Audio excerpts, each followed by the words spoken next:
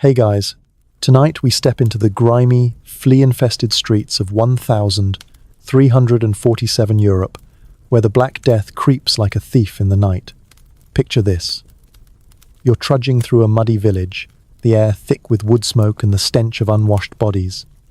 Church bells clang ominously, and whispers of a strange sickness ripple through the crowd. Rats scurry in the shadows, and you can't shake the feeling that something's watching you, probably because it is. The plague's knocking, and spoiler alert, you probably won't survive this without some serious medieval know-how. But don't worry, we're here to guide you through the chaos, one sleepy step at a time. So, before you get comfortable, take a moment to like the video and subscribe, but only if you genuinely enjoy what I do here. Drop a comment with your location and local time. I'm curious where you're drifting off from tonight.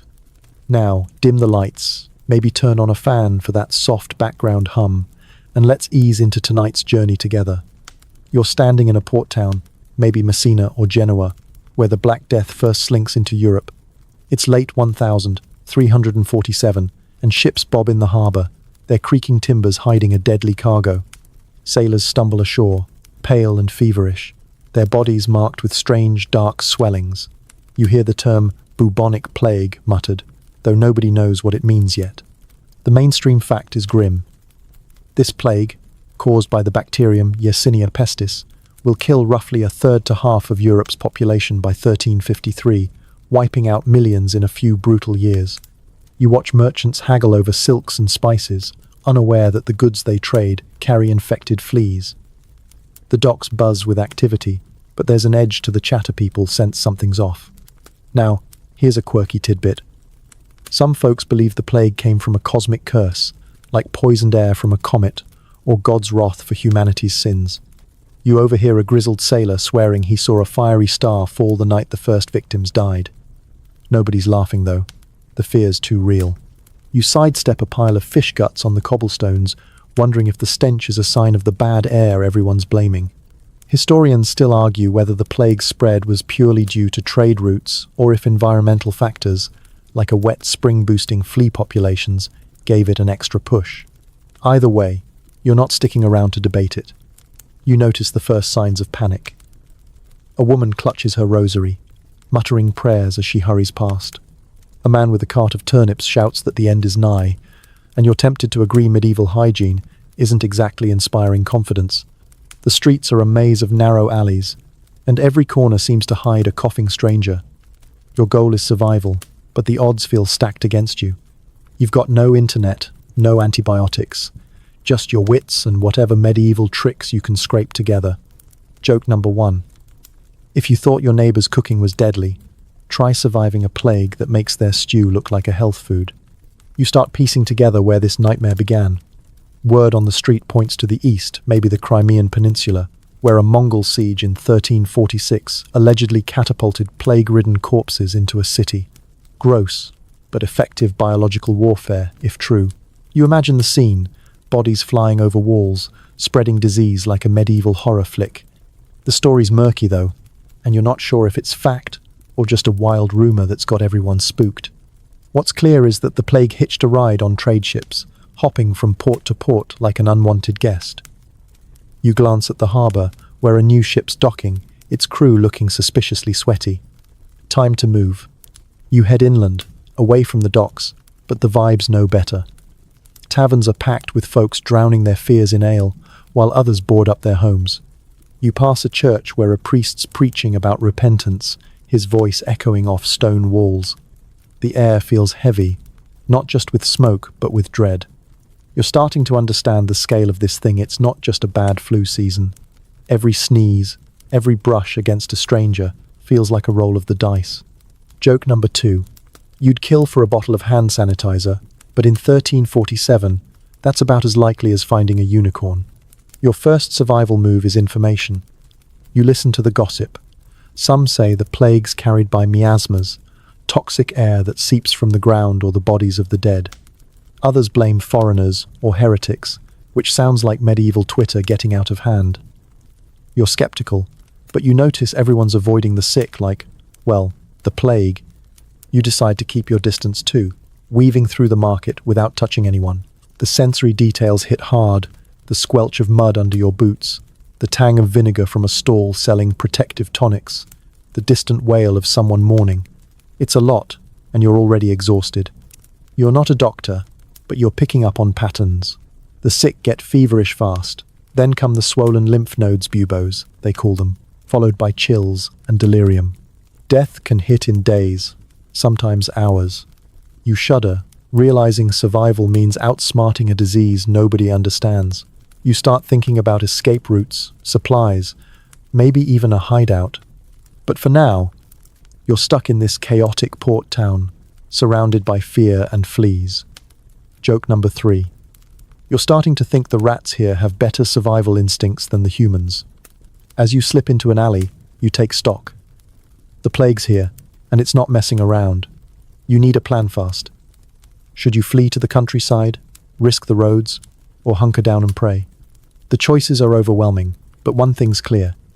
You're in for a wild ride. The bells keep tolling, and the air grows colder as night falls. You pull your cloak tighter, ready to face whatever comes next. You're still in that grimy port town, the echoes of church bells fading as you weigh your next move. The Black Death's grip tightens, and the streets hum with panic. People are either packing to flee or barricading their doors. You're stuck deciding, do you bolt for the hills or stay put and tough it out? The air's thick with the smell of damp straw and fear sweat, and every passerby's cough makes you flinch. Survival's on your mind, and medieval logic isn't exactly a beacon of clarity. Let's unpack your options, one muddy step at a time. Fleeing seems tempting. You've heard whispers of safer landsrural villages where the plague hasn't hit yet. The mainstream historical fact is that many who fled urban centres during the Black Death had a better shot at survival. As cities like Florence and London became death traps, with mortality rates hitting 50% in some areas. You picture yourself trudging along a dirt road, dodging bandits, and hoping the next village isn't a ghost town, but travel's no picnic in 1347. Roads are rough, and you're not exactly rocking a GPS or a reliable horse. Plus, there's a quirky tidbit. Some townsfolk believe fleeing spreads the plague, so villages are starting to lock out strangers. You overhear a merchant muttering about a nearby hamlet that's stoning outsiders. Great welcome wagon, right? Staying put has its own charm, if you can call it that. You could hole up in your cramped, thatch-roofed house, avoiding the chaos outside. The logic back then was simple. Limit contact, pray hard, and maybe burn some herbs to purify the air. You're not sold on the herb thing, but isolation sounds smart. Historians still argue whether self-quarantine was a conscious strategy or just blind luck for those who survived. Either way, you're eyeing your neighbour's habit. Half of them are still throwing chamber pots out the window, so hygiene is a loose term. You're tempted to yell, social distancing people, but that'd probably get you labelled a heretic. If you flee, you need a plan. You've got a sack of coins, a cloak, and maybe a loaf of bread if you're lucky. The countryside might offer fresh air, but it's not a plague-free paradise. You'd face starvation risks, especially since crops are failing with so many farmers dead. You pass a cart piled with turnips, and the driver's hacking up a lung-hard pass. Joke number 1. You're starting to think the rats fleeing this town are onto something. You could follow their lead, but you're not ready to trust rodent instincts over your own. Staying means fortifying your space. You'd need to stockpile food grain, dried fish, anything that won't rot.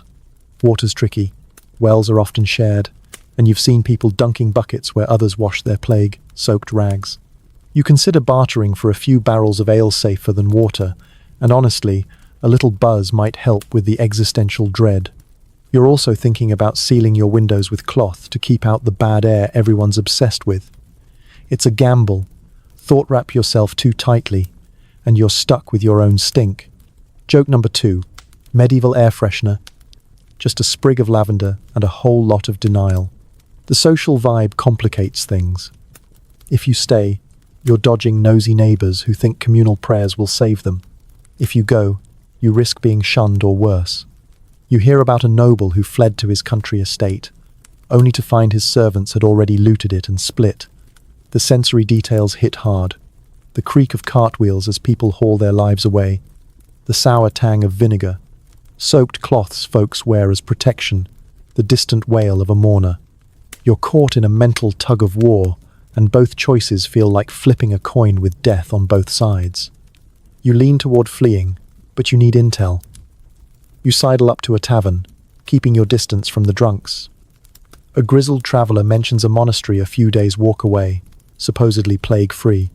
Monasteries sound safe, thick walls, fewer people, maybe some holy water for good measure.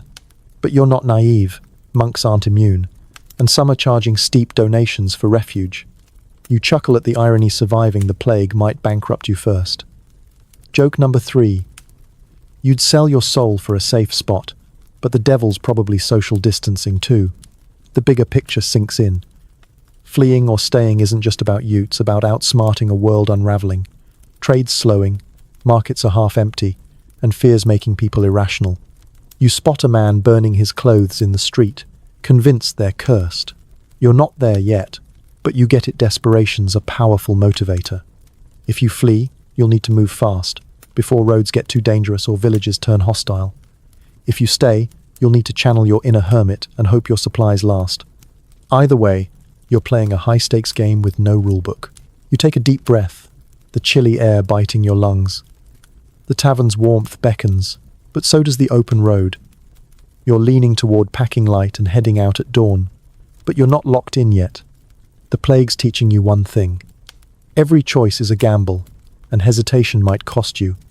You pull your cloak tighter, scanning the horizon for a signony sign that points to survival. You've decided to stay put for now. Your boots still caked with the mud of that port town's chaotic streets. The Black Death's shadow looms larger, and fleeing feels like trading one danger for another.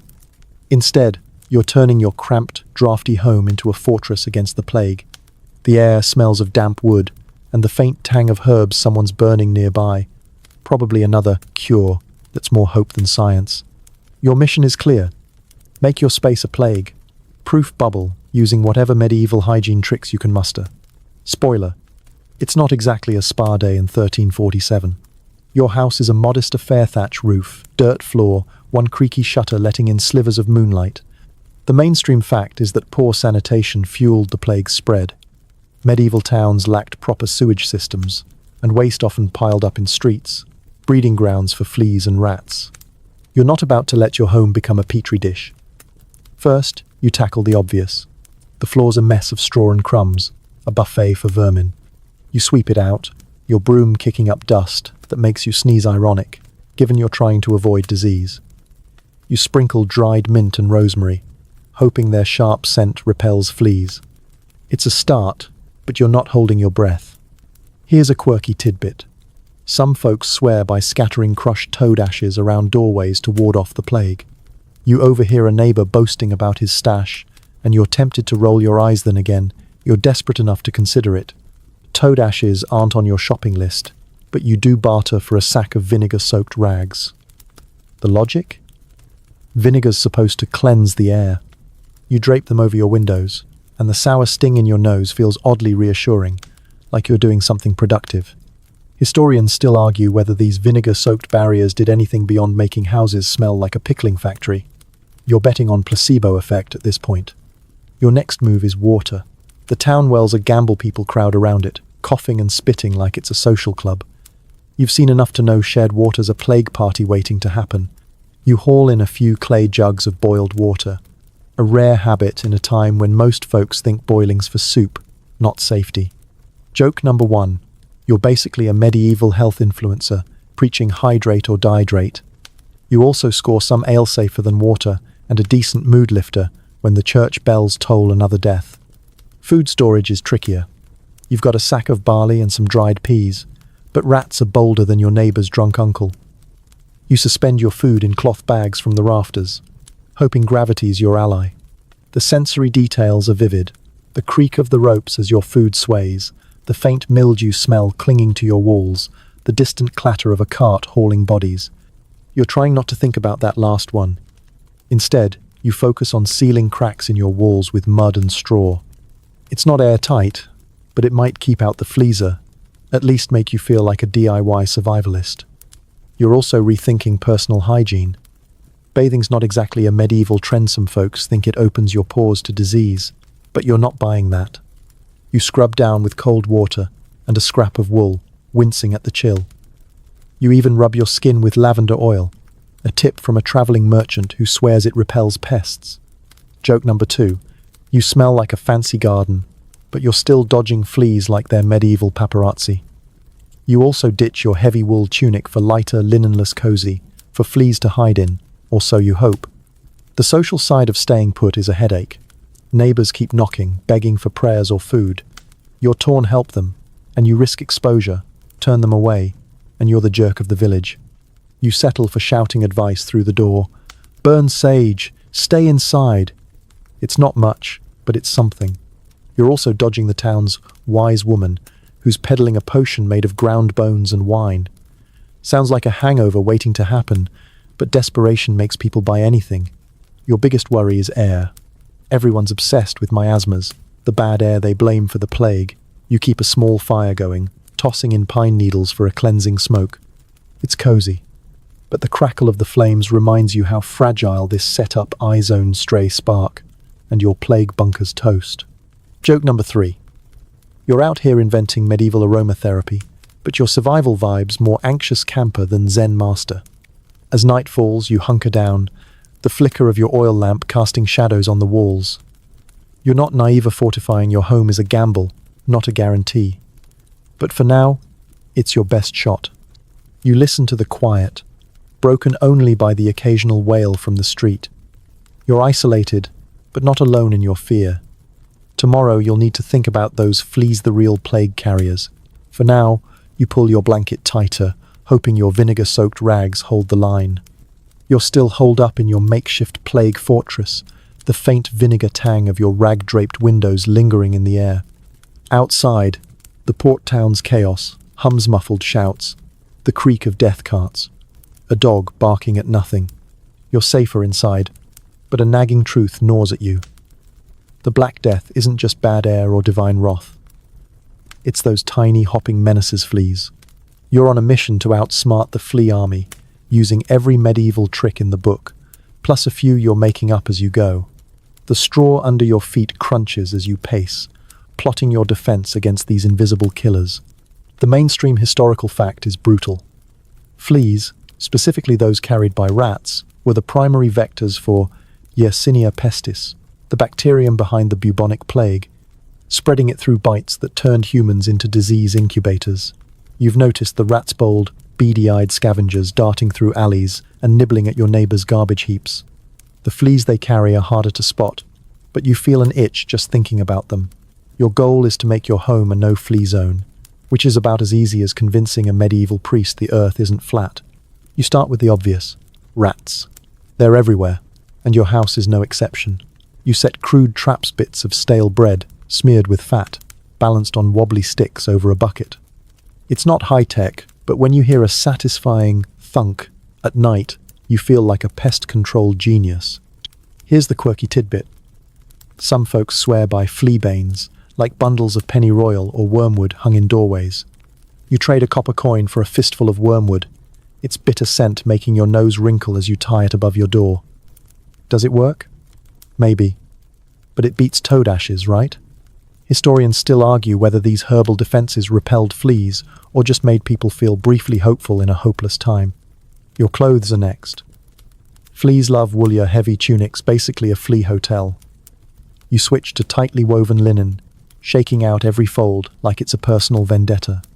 You also start sleeping on a raised pallet, hoping fleas can't jump that high. Joke number 1. You're out here playing hopscotch with fleas, but they've got better moves than you. To be safe, you dust your bedding with crushed chamomile. Another merchant's tip. The flowery smells nice, but you're not betting your life on it. You're also washing more cold water, no soap, just vigorous scrubbing. It's freezing, but you'd rather shiver than itch. The house itself needs work. You've already swept the floor, but those cracks in the walls are flea hideouts. You mix mud with ash and smear it into every gap, your hands gritty and cold. The sensory details hit you. The damp chill of the walls, the faint crackle of your fire, the distant toll of a bell marking another funeral. You're trying not to count them. You also sprinkle vinegar around the threshold, partly for miasmas, partly because you're paranoid about anything crawling in. It's a long shot, but in 1347, long shots are all you've got. You're not just fighting fleas, you're fighting ignorance. Nobody knows they're the real culprits. Your neighbors are still burning incense or waving crosses at the air. You overhear a baker blaming cursed winds from the south, and you bite your tongue to avoid laughing. Joke number 2. If bad air's the problem, this town's been cursed since they invented chamber pots. You keep your distance, nodding politely when someone offers you a protective amulet made of dried chicken feet. Hard pass, but you're starting to get why desperation breeds weird purchases. Your biggest challenge is the outside world. You need supplies, but markets are flea-central crowded, filthy, and full of coughing vendors. You go at dawn, when it's quieter, wrapping a cloth around your face like a proto-mask. It smells like sweat and fear, but it's better than nothing. You barter for eggs and dried fish, avoiding anything touched by too many hands. Back home, you dunk your purchases in vinegar water, praying it kills whatever hitched a ride. You're also dodging stray cats. Some say they carry the plague, though you're starting to think they might eat the rats. It's a toss-up. By nightfall, you're exhausted but hopeful. Your house smells like a weird mix of herbs, vinegar, and smoke, but it feels less like a flea buffet. You check your traps, 2 rats down, who knows how many to go. Joke number 3. You're one step away from naming the rats like they're your roommates. You settle onto your pallet, the faint rustle of wormwood overhead oddly soothing. The fleas are still out there, but you're fighting back. Tomorrow, you'll need to tackle the so-called cures floating around. Most sound like they'll kill you faster than the plague itself. You're still barricaded in your vinegar-scented fortress, the faint crackle of your fire blending with the distant wails of a town buckling under the Black Death. Your war against fleas continues, but now you're diving into the wild world of medieval medicine herbs, prayers, and quacks peddling cures that range from hopeful to downright bizarre. The air carries a whiff of burnt sage from a neighbor's latest ritual, and you're wondering if survival means trusting your gut or gambling on the local healer's snake oil. You're about to navigate a maze of remedies, hoping to find something that doesn't make you gag or worse. The mainstream historical fact is sobering. Medieval medicine was mostly guesswork, with no understanding of germs or antibiotics, so treatments for the Black Death often did more harm than good. You hear about bloodletting slicing veins to balance humors and wince at the thought. You pass a barber, surgeon's shop, his blade glinting as he works on a groaning patient. No thanks. Instead, you focus on what's available. Herbs, amulets, and prayers. The local apothecary's stall is your first stop, its wooden counter cluttered with jars of dried plants and murky liquids. The seller, a wiry man with a twitchy eye, swears his concoctions will keep the plague at bay. You start with herbs, which seem less risky. Mint, thyme, and garlic are popular, believed to purify the body or ward off miasmas. You buy a bundle of thyme, its sharp, earthy scent cutting through the market's stench of rotting vegetables. You brew it into a tea, the hot liquid scalding your tongue but feeling like a small victory. Here's the quirky tidbit. Some healers recommend carrying a live spider in a walnut shell around your neck to absorb the plague. You overhear a woman haggling for one, and you're torn between laughing and shuddering. Spiders? Really? You stick to your thyme tea, but you're not above a little superstition if it comes to it. Historians still argue whether herbal remedies like thyme or rosemary had any real effects. Some plants have mild antibacterial properties, but against Yersinia pestis, it's like bringing a slingshot to a dragon fight. Still, you're sipping your tea, hoping the placebo effect is worth something. You also try a vinegar rinse, splashing it on your hands and face. It stings, but the sharp smell makes you feel proactive, like you're outsmarting the plague one sour splash at a time. Joke number 1. You're basically pickling yourself, but at least you'll be a well-preserved corpse. Prayers are everywhere. The church is packed, with people kneeling on cold stone, clutching rosaries, and begging for divine mercy. You're not above a quick prayer yourself can't hurt, right? But you're skeptical of the priests selling indulgences, promising plague protection for a coin. You mutter a blessing over your doorway instead, feeling a bit silly but oddly comforted. The sensory details hit hard. The clink of coins in the church's collection box, the faint hum of Latin chants, the scratch of your wool cloak as you adjust it against the evening chill. Faith's a lifeline for many, but you're banking on practical moves over miracles. Then there's the quacks. A travelling doctor sets up in the market, his cart loaded with bottles of something he calls plague water, wine mixed with who knows what. He claims it cured a noble in Sicily, but his shifty grin says otherwise. You pass, remembering that noble who fled town and still died. Joke number 2. If plague water's the cure, you'd rather chug the tavern's cheapest ale's, probably safer. You do buy a small pouch of ground cloves, though, on the off chance their spicy kick does something useful. You sprinkle them in your shoes, hoping they repel fleas or at least mask your unwashed feet. You're also dodging the wilder cures. Someone selling unicorn horn powder, probably ground boneat, a price that could buy you a month's food. Another guy's pushing mercury ointment, which sounds like a one-way ticket to madness. You stick to what feels sane. Herbs, vinegar, and keeping your distance. The town's buzzing with desperation, and every cure feels like a roll of the dice. You spot a woman rubbing her arms with goose fat, muttering about drawing out the poison. You give her a wide berth, not because you're judgy, but because you're not catching whatever she's got. By nightfall, you're back home, your time tea cooling on the table. You've got a small arsenal now, herbs, vinegar, a whispered prayer or two, but you're not naive. These remedies are like tossing pebbles at a tidal wave. Still, they give you something to do, a way to fight the fear creeping in with the darkness. Joke number 3. You're one clove sprinkle away from opening a medieval spice shop, but survival's still the real goal. Tomorrow, you'll need to tackle food-finding safe supplies in a town where everything feels tainted.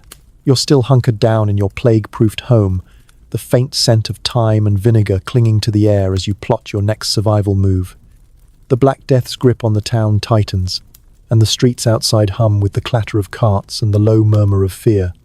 Your supplies are dwindling, those barley sacks won't last forever, and hunger's starting to feel as dangerous as the fleas.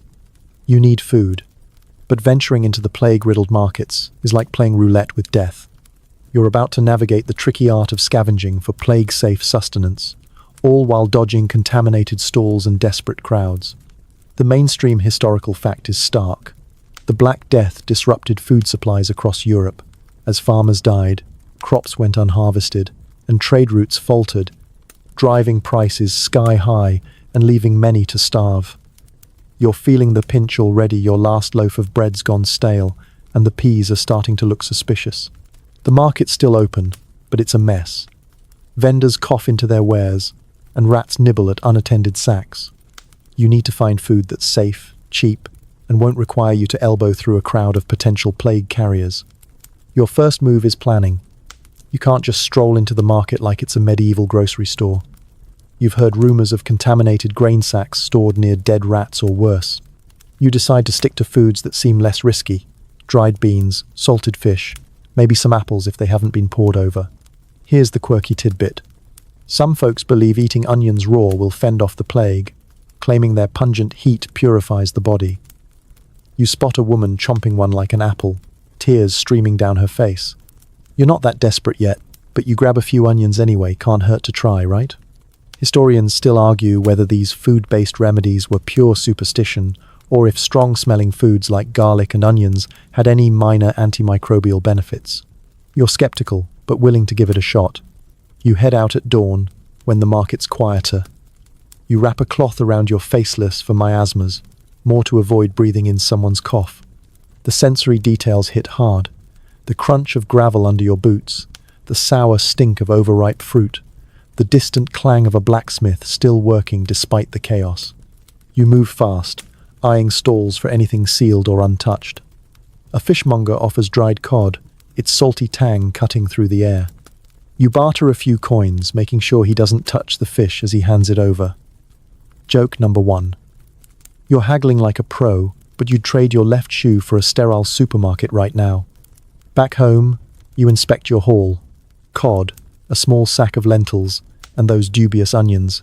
You dunk everything in vinegar, water your go, to move since that flea scare. It's not exactly FDA approved, but it makes you feel in control. You're also boiling water for cooking, a habit that raises eyebrows among neighbors who think raw well water's fine. You're not risking it, especially after seeing the muck in the town well. You cook a simple lentil stew, the steam warming your chilly hands. It's bland but safe, and that's a win in 1347. The bigger challenge is storage. Rats are still a problem, despite your traps. You've got one chewing through a corner of your sacrood, but predictable. You double down, hanging your food higher and stuffing cracks with more mud. You also start eating smaller portions, rationing like a squirrel before winter. Joke number 2. You're one step away from hiding your lentils in a tree, but the rats would probably beat you to it. You're also avoiding meat unless it's heavily salted fresh. Cuts are too risky, handled by too many hands in this plague-crazed town. You're not just dodging physical contamination, you're dodging people. The market's a social minefield, everyone's desperate, and some are outright stealing. You see a kid swipe an apple and bolt, the vendor too weak to chase him. You can't blame the kid, but you're keeping your coins close. You also hear whispers of plague-free food sold at insane prices, probably just regular stuff with a fancy label.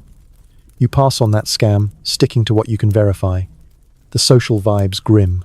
Neighbors barter with haunted eyes, and every transaction feels like a gamble. By evening, you're back in your fortress, stirring your stew as the fire pops. You've got enough food for a week, maybe 2 if you stretch it. The onions are staring at you, daring you to take a bite.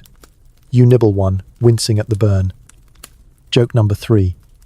If the plague doesn't get you, this onion breath might scare everyone away. You're surviving, but it's a grind food's just one piece of the puzzle.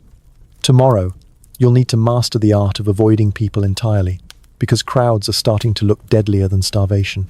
You're tucked away in your fortified home, the faint simmer of lentil stew mingling with the ever-present vinegar tang as you brace for another day under the Black Death's shadow. The town outside is a grim symphony of coughs, cartwheels, and church bells, and you're realizing that survival isn't just about food or fleece, it's about people. Crowds are petri dishes, and every interaction feels like tempting fate. You're about to master the medieval art of social distancing, 1347 style, dodging infected neighbors, corpse-strewn streets, and the chaos of a town unraveling at the seams. The mainstream historical fact is chilling. The plague spread fastest in crowded urban centers, where close quarters and poor sanitation turned markets and churches into death traps, with some cities losing over half their population. You've seen it firsthand, alleys packed with desperate folks, bodies left where they fell, and taverns still buzzing despite the risks. Your goal is to avoid everyone, but in a tight-knit medieval town, that's easier said than done. You're not just dodging the sick, you're dodging the healthy who might be carriers too. Your first move is limiting outings. The market's a necessity, but you go at odd hours pre-dawn or dusk when the crowd's thin. You weave through back alleys, the crunch of gravel underfoot and the damp chill of morning mist keeping you alert. Here's the quirky tidbit. Some folks believe wearing a white cloth tied to your arm signals you're healthy, a kind of medieval health passport. You spot a few wearing them, but you're skepticalist weak. A healthy cloth, wearer was carted off, buboes and all. Historians still argue whether these social signals were organized efforts or just desperate attempts to restore trust in a panicked world. You skip the cloth, sticking to your face wrap and a low profile. When you do venture out, you're a ghost. You sidestep groups praying in the square, their chants echoing off stone walls. You avoid the well, where gossip and germs spread in equal measure. The sensory details are vivid. The acrid smoke of burning herbs, the squelch of mud as you skirt a pile of refuse, the distant wail of a mourner. You're hyper-aware of touch brushing against someone's cloak feels like a death sentence. Joke number 1. You're dodging people so well, you might win the medieval hide-and-seek championship. You keep your coins in a pouch, handing them over without skin contact, like a germaphobe avant la lettre. Home is your sanctuary, but even there, social distancing is tricky. Neighbors knock, begging for food or news. You shout through the door, keeping it barred, feeling like a jerk but knowing it's survival. One woman pleads for you to join a group prayer, swears it'll cleanse the air. You decline, muttering about your own prayers. You're not wrong, faith's big, but so is common sense. You've also heard of plague parties, where folks gather to drink and defy the disease. Sounds fun until you remember the body count. You're sticking to solo stew nights, thanks. The town's social rules are shifting. Some streets are cordoned off, guarded by men with clubs who turn away strangers. You respect the hustle but worry about getting trapped if your street's next. You also hear about families abandoning their sick, leaving them to die alone. It's grim, and your torn empathy's human, but so's self-preservation. Joke number 2. You're so good at avoiding people, you're basically the town's invisible mancape not included. You keep your distance even from friends, nodding from afar instead of shaking hands. You're also navigating rumors. Someone's spreading word that the plague spares those who fast for days. You're hungry enough without starving on purpose, so you pass. Another rumor claims the sick are being rounded up and burned false, but it keeps you cautious. You stick to your routine. Quick trips, no lingering, and a sharp eye for anyone looking feverish. The market's getting emptier, which is both a relief and a warning. Fewer people means fewer vendors too. You grab what you can, always washing your purchases in vinegar, remembering those flea-infested sacks from before. By nightfall, you're back home, the fire's glow casting long shadows. You're mastering the art of solitude, but it's lonely. The silence is heavy, broken only by the occasional creak of your roof or a distant scream. Joke number 3. You're so isolated, you're starting to miss the rats. They're better conversationalists than most. You're surviving, but it's a mental game now. Tomorrow, you'll face a new challenge. Those creepy plague doctors and their bird-like masks. For now, you huddle under your blanket, grateful for another day without a cough. You're still barricaded in your vinegar-soaked home, the faint crackle of your fire, a steady comfort against the eerie quiet of a town ravaged by the Black Death. You've mastered dodging crowds and fleas, but whispers of strange figures in the streetsmen in long cloaks and beaked masks have you on edge. These are the plague doctors, the medieval equivalent of a hazmat team, and you're about to meet one, hoping their bizarre get-up isn't just theatre. The air smells of smoke and damp straw, and every creak outside your door feels like a warning. You're diving into the world of these creepy healers, trying to figure out if they're your ticket to survival or just another scam. The mainstream historical fact is grim.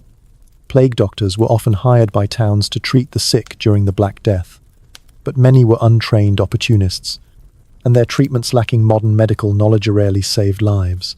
You spot one in the market square, his leather cloak sweeping the ground, his mask's glass eyes glinting like a raven's. The beak, stuffed with herbs, is supposed to filter bad air, but it just makes him look like a nightmare bird.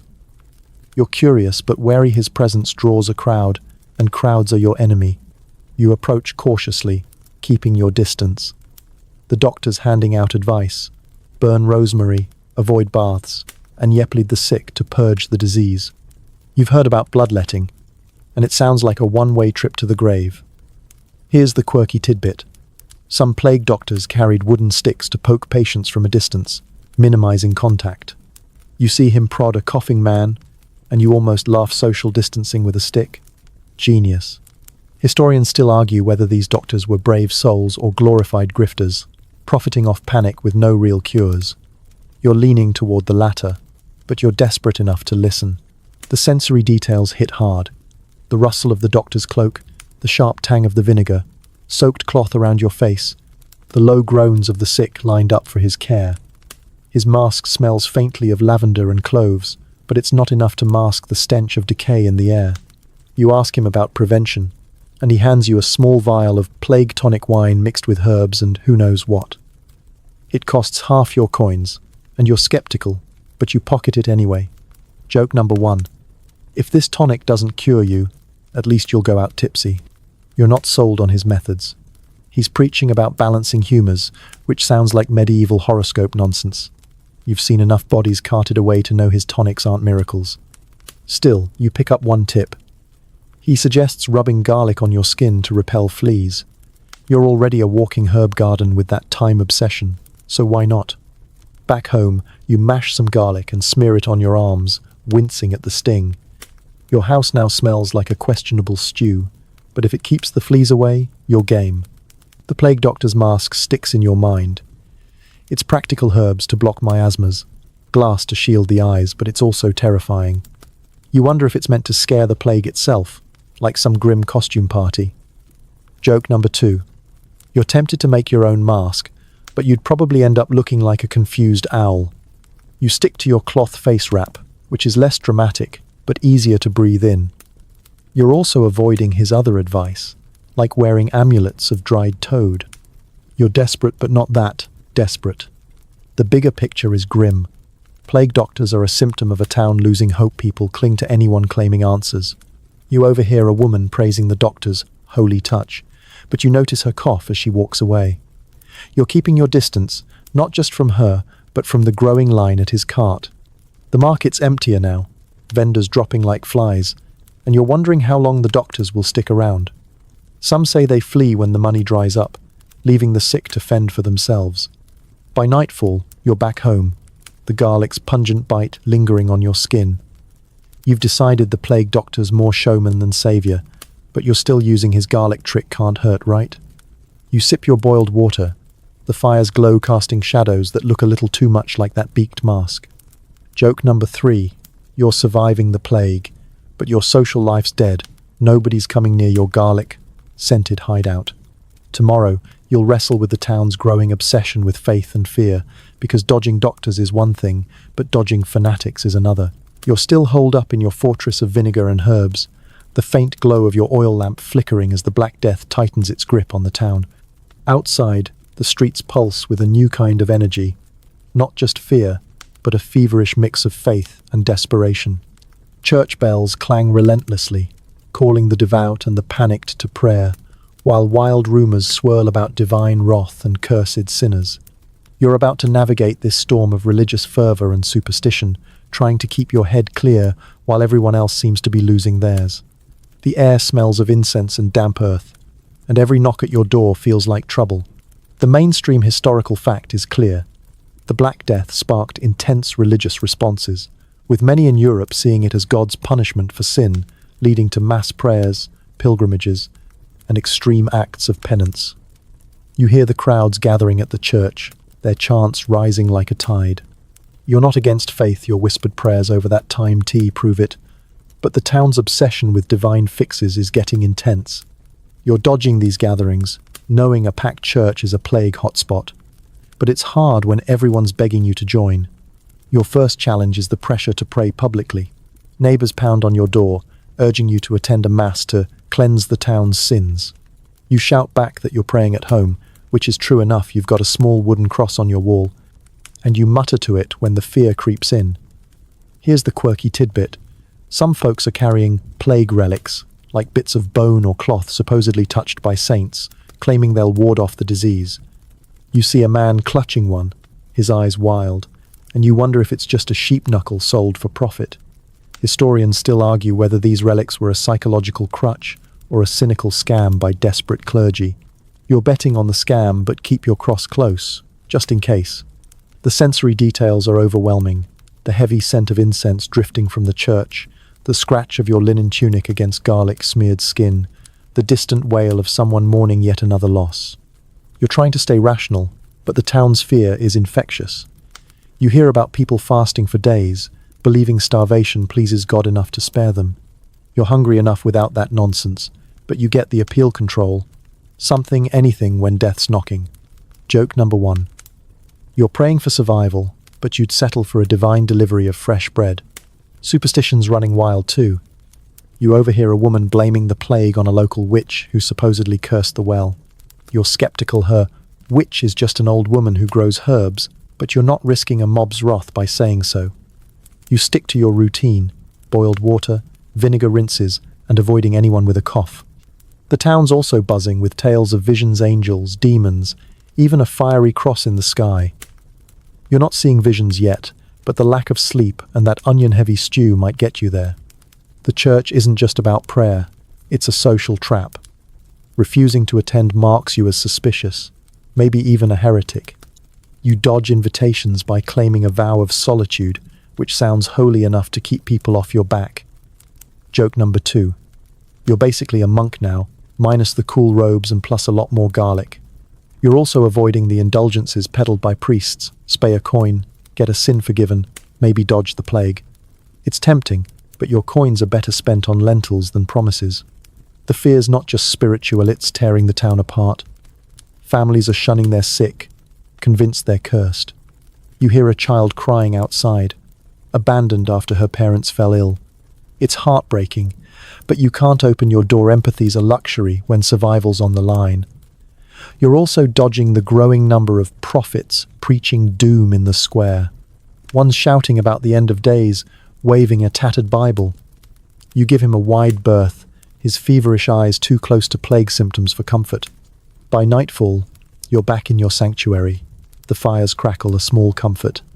You're balancing faith and fear, praying quietly but trusting your vinegar-soaked rags more than relics. Joke number 3. You're so deep in this survival game. You're half convinced God's testing your herb collection. The town's fervor shows no sign of slowing, and you're wondering how long you can stay clear of the chaos. Tomorrow, you'll need to trace the plague's spread through trade routes, because dodging fanatics is one thing, but dodging death's highways is another. You're still holed up in your herb-scented sanctuary, the faint glow of your fire casting shadows as the Black Death continues its grim march through the town. The church bells have quieted, but the air hums with tension. Rumors of new plague cases drift through your shuttered windows like smoke. You're starting to realize the plague didn't just appear, it traveled, hitching rides on the very trade routes that keep this port town alive. You're about to trace how merchants and their flea-infested goods turned bustling markets into death routes, all while plotting how to avoid these deadly paths yourself. The smell of vinegar lingers, and every creak outside makes you wonder if it's a rate or worse. The mainstream historical fact is stark. The Black Death spread across Europe via trade routes, with ships and caravans carrying Yersinia pestis from Asia to ports like yours, infecting cities along the Silk Road and Mediterranean by 1347. You've seen the harbour, its docks once bustling with silks and spices, now a ghost of itself as sailors drop dead or flee. You're avoiding the waterfront, but you need to understand how this plague moves if you're going to outsmart it. Every merchant's cart, every bale of wool, could be a ticking time bomb of fleas. You start piecing it together. Ships from the east, maybe Crimea or Constantinople, brought the plague to your town. You remember those feverish sailors from way back, their swollen buboes a grim warning. Now, you're eyeing every trader with suspicion. A caravan rolled in yesterday, its driver coughing as he unloaded grain. You steer clear, sticking to back alleys where the air smells of mud and decay but at least feels less crowded. Here's the quirky tidbit. Some merchants are burning their own goods, convinced they're cursed, while others double their prices, claiming plague-free stock. You spot a man torching a pile of cloth, the flames crackling as he mutters prayers. Historians still argue whether these burnings slowed the plague or just fueled panic and scarcity. You're betting on panic. Your strategy is avoidance.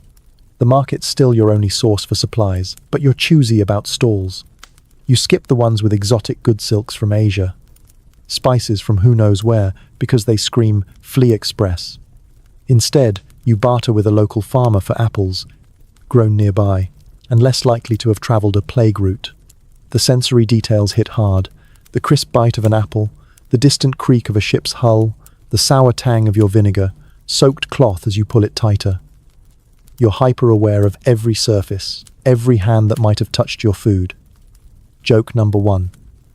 You're so paranoid about trade goods, you're ready to start growing your own apples in a bucket. The town's trade is crumbling. Half the vendors are gone or dead or fled and prices are insane. A loaf of bread costs what a whole sack used to. You're rationing your coins, sticking to basics like lentils and salted fish. You also hear whispers of bandits on the roads, robbing caravans now that guards are too sick to patrol. It's tempting to think the countryside's safer, but those trade routes are death traps. Merchants carry fleas, and bandits carry knives. You're staying put for now, but you're keeping an ear out for news of safer paths. You're also dodging the social fallout. Merchants are scapegoats now, blamed for bringing the plague. You see a crowd yelling at a spice trader, accusing him of poisoning the town. He's waving a cross, swearing his goods are clean, but you're not sticking around to see how it ends. Joke number 2. You'd love to blame the plague on overpriced cinnamon, but you're pretty sure the fleas don't care about your grocery budget. You keep your distance, nodding politely but clutching your coins tighter. Back home, you inspect your haul, dunking everything in vinegar, water your old friend from that flea-fighting frenzy. You're also rethinking your traps. Rats are still sneaking in, probably following the same trade routes as the merchants. You set out more bait, The snap of a trap at night, a small victory. The bigger picture is grim. Trade's what made this town thrive, but it's also what's killing it. Every ship, every cart, is a gamble. You're surviving by staying local, but you know the plague doesn't respect borders. By nightfall, you're curled up by the fire, nibbling an apple and listening to the quiet. The harbor's hum has faded, fewer ships dare dock now. You're safe for another day, but the trade routes are a reminder. The plague's a traveler, and you can't let your guard down. Joke number 3. You're avoiding merchants like they're trying to sell you a timeshare in a plague pit.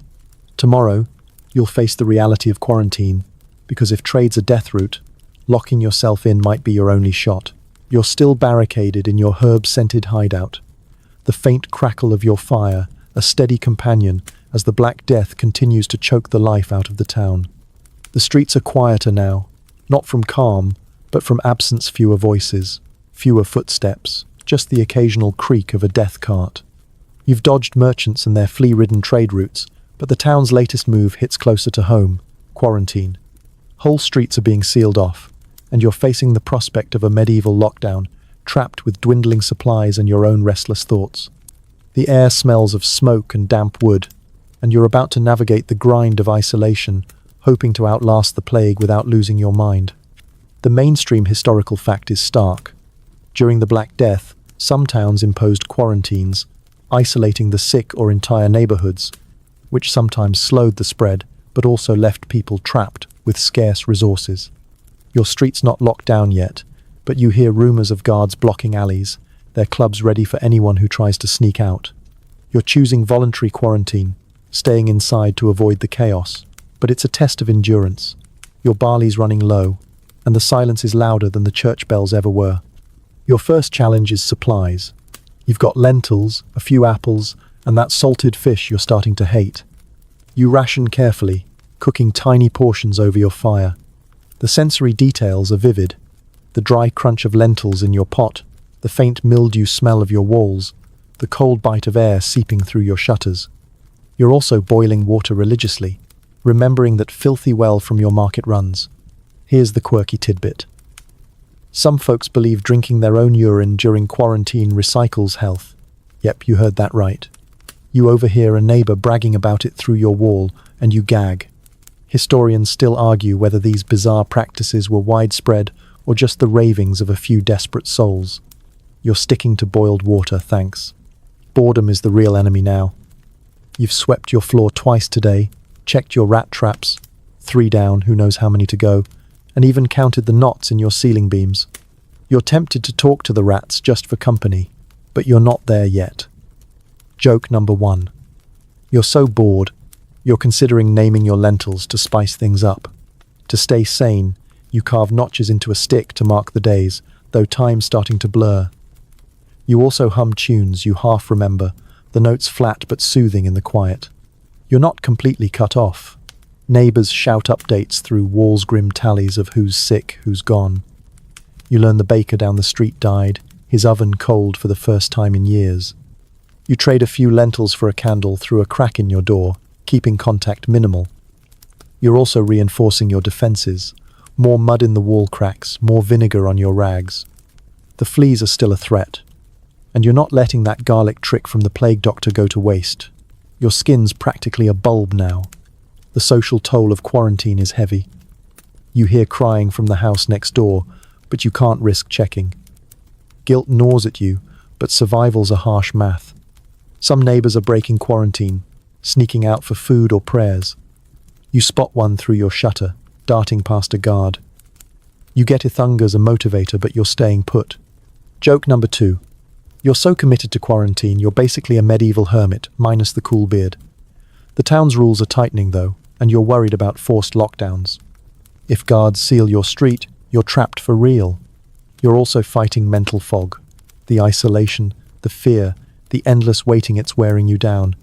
You try focusing on small tasks, mending a tear in your cloak, sharpening your knife, even praying over that wooden cross. It's not much, but it keeps you grounded. You're also dodging the wilder rumors filtering through. A miracle cure involving snail slime, or a prophet claiming the plague ends if everyone burns their shoes. You're not burning your shoes, they're your only pair, but you get why people cling to hope. By nightfall, you're curled up by the fire, the glow warming your face as you nibble a dry apple. Quarantine's a grind, but it's keeping you alive for now. You're rationing, fortifying, and trying not to count the days too closely. Joke number 3. You're so good at lockdown, you could teach a masterclass if only Zoom existed in 1347. The plague's still out there, and you're wondering how long you can stretch your supplies. Tomorrow, you'll face the economic fallout, because if quarantine's tough, surviving a collapsing economy might be tougher. You're still locked in your vinegar-soaked sanctuary, the faint crackle of your dwindling fire barely holding back the chill as the Black Death ravages the town outside. The silence is oppressive now, broken only by the occasional creak of a cart or a neighbor's muffled sob. Quarantine's kept you alive, but your supplies are thinning. Those lentils are down to a handful, and your apples are more wrinkled than fruit. Worse, the town's economy is collapsing under the plague's weight, and you're about to navigate a world where prices soar, labor vanishes, and every coin feels like a lifeline. The air smells of damp straw and desperation, and you're bracing for a new kind of survival game. The mainstream historical fact is brutal. The Black Death caused massive economic disruption, with labor shortages and trade breakdowns driving up prices for food and goods, sometimes by tenfold, as entire industries crumbled. You feel it in the market when you dare to go. A single egg costs what a whole chicken used to, and vendors are either dead or gouging like there's no tomorrow. You're clutching your last coins, wondering how to stretch them in a town where everything's suddenly gold-plated. Your first move is bartering smarter. Coins are scarce, but you've got a few tricks maybe that extra cloak can trade for a sack of barley. You head to the market at dawn, face wrapped in your trusty vinegar-soaked cloth. The stalls are sparse, and the vendors look as haunted as you feel. You trade a worn pair of shoes for a small bag of oats, feeling like you've won a small victory. Here's the quirky tidbit. Some folks are using plague tokens, bits of carved wood or bony's makeshift currency, claiming they're safer than handling coins. You get offered one, but it looks like a whittled stick, and you're not buying the hype. Historians still argue whether these tokens were a widespread workaround or just a local quirk in desperate times. You stick to bartering, keeping your coins for emergencies. The sensory details hit hard. The gritty feel of oats in your hands, the sour tang of sweat and fear in the market air, the distant clang of a blacksmith's hammer fainter now, with fewer workers left. You're hyper-aware of every transaction, avoiding vendors who cough or look too eager. You've learned from those trade route days goods from far-off places are risky, so you stick to local stuff. A farmer offers turnips, grown nearby, and you trade a candle for a small pile. Joke number 1. You're so good at bartering, you could haggle a rat out of your traps. Labor's another problem. With half the town dead or hiding, nobody's harvesting crops or baking bread. You hear the miller's gone, his wheel's still, and the baker's oven is cold. You're tempted to take up milling yourself if someone's got toe, but the risk of exposure stops you. Instead, you're stretching your food, cooking watery oat porridge that tastes like sadness, but fills your stomach. You're also reusing everything. That fishy broth from last week's cod? Now it's soup base. Waste not, want not, especially when want is all you've got. The social fallout's grim, people are hoarding, and fights break out over scraps. You see two men brawling over a sack of flour, their shouts echoing in the empty square. You steer clear, remembering your social distancing days. The town's also splitting along new lines, those with goods to trade, and those with nothing but desperation. You're in the middle, not rich but not starving yet. Joke number 2. You're saving your coins like they're medieval bitcoins, but even those won't buy you a plague-free life. You're also dodging scams. A merchant offers guaranteed plague, safe grain at triple the price. You smell a rat maybe literally and pass. You're sticking to what you can verify, washing every purchase in vinegar like it's a ritual. The bigger picture is bleak. The economy's not just slowing, it's breaking. Shops are shuttered, and the harbour's dead, no ships, no trade, no hope of fresh supplies. You're wondering if your quarantine's sustainable or if you'll need to risk the roads soon. By nightfall, you're back home, stirring your sad porridge as the fire sputters. You've got enough for a week, maybe, if you keep rationing. The town's falling apart, but you're still here, bartering and scraping by. Joke number 3. You're so broke, you're considering paying the rats to leave your food alone. The economic sting's real, but you're tougher than you thought. Tomorrow you'll face a new threat, those fanatical flagellants roaming the streets, whipping themselves and everyone's nerves into a frenzy. You're still huddled in your makeshift sanctuary, the faint scent of oats and vinegar clinging to the air as the Black Death continues to hollow out the town. Your fire's down to embers, and your supplies are stretched thinner than ever. But a new sound outside has you on edge, a rhythmic chanting, punctuated by the crack of whips and wails. It's the flagellants, those fanatical groups roaming the streets, whipping themselves to appease God and stop the plague. You're about to navigate this bizarre wave of zealotry, trying to outsmart their fervour without getting caught in their chaotic processions. The air smells of blood and incense, and every step outside feels like a gamble. The mainstream historical fact is intense. During the Black Death, flagellant movements swept Europe, with groups of penitents publicly whipping themselves, believing their suffering would atone for humanity's sins and end the plague, though they often spread disease further by moving town to town. You've seen them from your window, dozens of men, shirts off, lashing their backs with knotted ropes, their faces twisted in pain and ecstasy. They're drawing crowds, and that's the last thing you need: more people, more fleas, more risk. Your first move is avoidance. You've mastered dodging crowds, but the flagellants are mobile, chanting through the streets like a grim parade. You peek through your shutter, watching them pass, their torches casting flickering shadows on the cobblestones. Here's the quirky tidbit.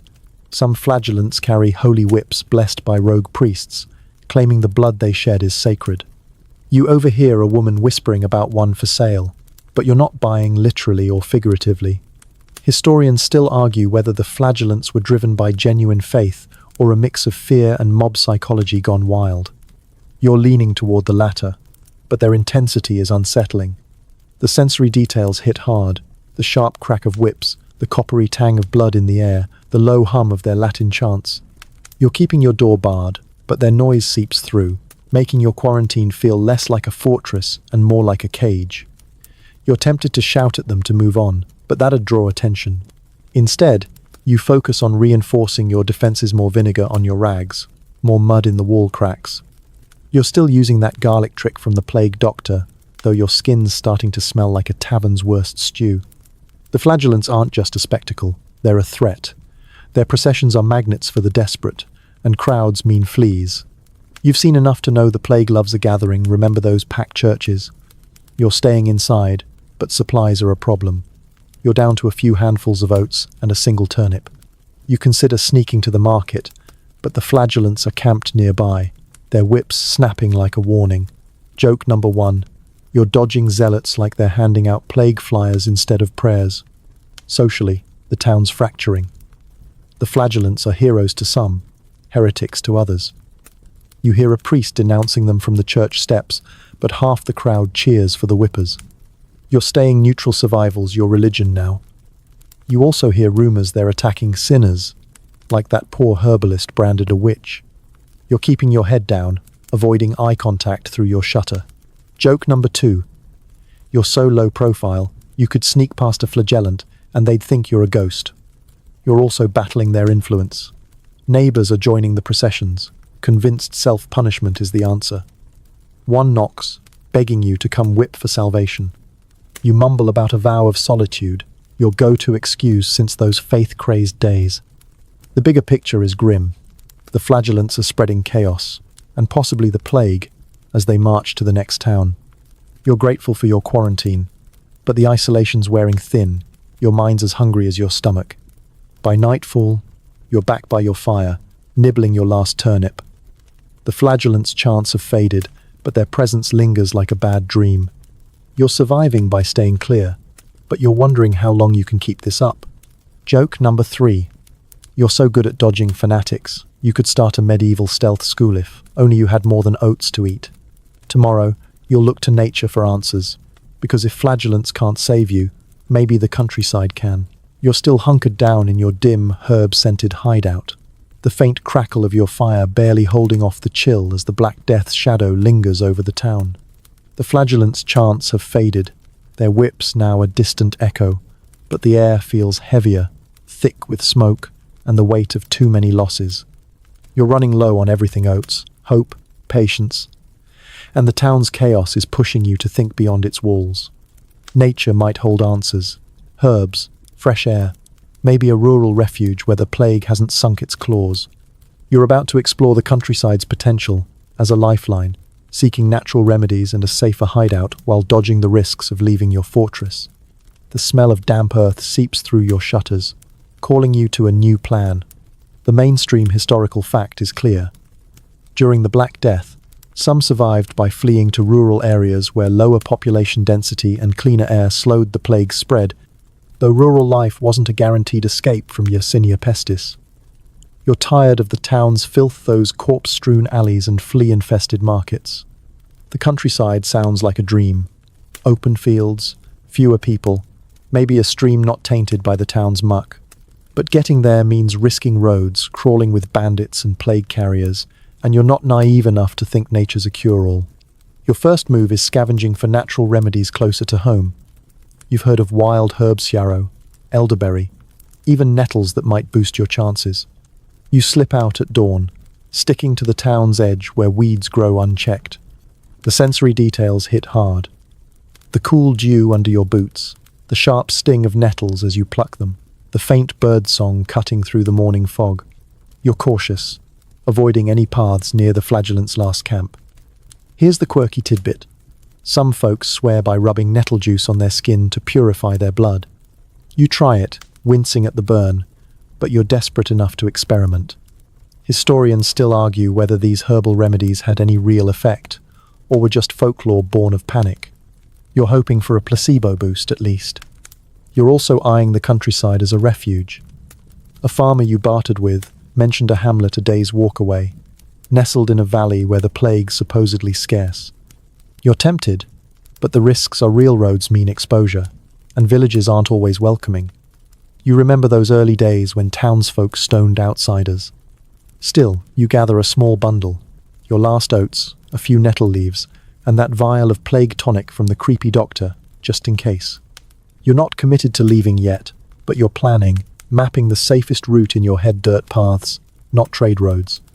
Back home, you brew a tea from the nettles, its bitter taste making you grimace. You're still using that garlic trick. Your skin, a mix of herb and stink, but you add yarrow to your arsenal, its feathery leaves stuffed into a pouch. You're also rethinking water. There's a stream just outside town, less filthy than the well. You sneak there under moonlight, filling a jug and boiling it twice for good measure. Joke number 1. You're so paranoid about water, you're basically a medieval chemist minus the cool hat. The countryside's pull is strong, but you're weighing the dangers. Rural life means no markets, no neighbors to barter with, just you, and whatever you can forage. You hear of people surviving on wild berries and roots, but starvation's as deadly as the plague. You're also dodging the town's latest superstition. Some say sleeping under an oak tree wards off the disease. You're not sleeping outside fleas, don't respect tree magic, but you get the appeal of nature's promise. Joke number 2. You're one oak tree away from becoming a forest hermit, but you'd miss your fire's cozy glow. The bigger picture is sobering. Nature's no sanctuary if you don't plan right. You're fortifying your home for now, adding nettle tea to your vinegar and thyme routine, but the idea of a rural hideout lingers. You're also keeping an ear out for news whispers of plague-free villages or bandit attacks. The town's quieter, but that's not peace, it's loss. By nightfall, you're sipping your bitter tea, the fire's warmth easing your nerves. Joke number 3. You're surviving on weeds and willpower, but you're starting to think the plague's got better taste in hideouts. Tomorrow, you'll face the plague's decline if it ever comes, because hope's all you've got left. Section 15. Asterisk, asterisk. You're still clinging to survival in your herb-soaked hideout, the faint crackle of your fire now a whisper as your woodpile dwindles. The town outside feels like a husk: fewer bells, fewer screams, just an eerie stillness that's both relief and dread. The Black Death's been a relentless storm, but whispers are spreading. The plague might be loosening its grip. You're about to witness the slow, shaky dawn after the darkness, navigating a town, picking up its pieces, and wondering if you've outlasted the worst. The air carries a faint hint of spring new grass. Maybe hope, but you're not dropping your guard yet. The mainstream historical fact is bittersweet. By 1353, the Black Death began to wane in many parts of Europe, though it left millions dead and societies reshaped, with some areas rebounding faster than others due to better sanitation or sheer luck. You notice the change in the streets: fewer death carts, more faces at the market, though everyone's gaunt and wary. You're still rationing your last nettles and oats, but you're daring to think about a future where you don't boil every drop of water twice. Your first step is assessing the town. You venture out, face wrapped in that vinegar-soaked cloth, now frayed from overuse. The market's limping back to life. Vendors hawk shriveled turnips, but at least they're not coughing as much. You barter your last candle for a small loaf, its crusty warmth a luxury after weeks of porridge. Here's the quirky tidbit. Some folks are planting plague gardens, plots of garlic and rosemary, believed to keep the disease at bay. You see a woman tending one, her hands muddy but hopeful. Historians still argue whether these gardens were practical or just a symbolic grasp at control after years of chaos. You're tempted to plant a sprig of thyme yourself, if only for the smell. The sensory details are softer now. The faint chirp of birds returning to the town's edges, the cool brush of a breeze through your open shutter, the distant clink of a hammer as someone rebuilds. You're still cautious, dodging anyone who looks feverish, but the fear's less suffocating. You're also seeing signs of recovery shops reopening, a baker firing up his oven. You trade a scrap of linen for a hot roll, its yeasty steam a small miracle. Joke number 1. You're so excited for fresh bread, you might write a ballad about if only you could sing. Society's shifting, and you're adapting. The labor shortage from those grim economic days means survivors like you have leverage.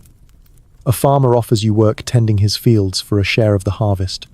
You're tempted: fresh air, real food, but you're still wary of crowds. You stick to small jobs, like mending nets for a fisherman who survived. The town's also less fanatical. The flagellants are gone, their whips silenced, though some still clutch relics like lifelines. You're sticking to your cross and your nettle tea, a mix of faith and pragmatism that's kept you breathing. The bigger picture is fragile. The plague's fading, but it's not gone. Rumors of new cases in nearby towns keep you vigilant. You're still using that garlic trick from the plague doctor, your skin a permanent herb garden. You're also rebuilding your supplies, bartering for seeds to plant your own food. The countryside's still calling, but you're staying put for now, betting on the town's slow revival. Joke number 2. You're so used to quarantine, you might keep your door barred just for the vibe. You're also reflecting on the toll. Neighbors are missing, their homes empty. You pass the herbalist's house, her witch stigma faded, but she didn't make it. You feel a pang but keep moving. Survival's taught you to compartmentalize. The church is quieter, its indulgence is less popular as people focus on rebuilding. You're not sure what's next, a new normal maybe, but you're alive, and that's enough for now. By nightfall, you're back home. The fire's glow warming your hands as you nibble that precious roll. The plague's shadow lingers, but the dawn feels real. Joke number 3. You've survived the plague, but you're still dodging bad bakers. Some threats never fade. You're ready to face whatever comes, one cautious step at a time.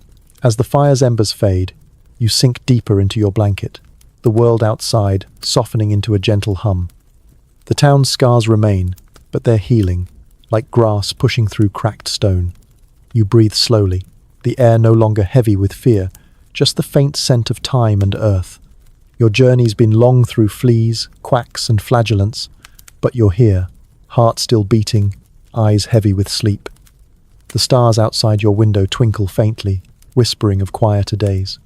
Let the worries slip away, like leaves on a slow stream. You've outlasted the darkness. Now it's time to rest, safe in the glow of a new dawn. Sweet dreams.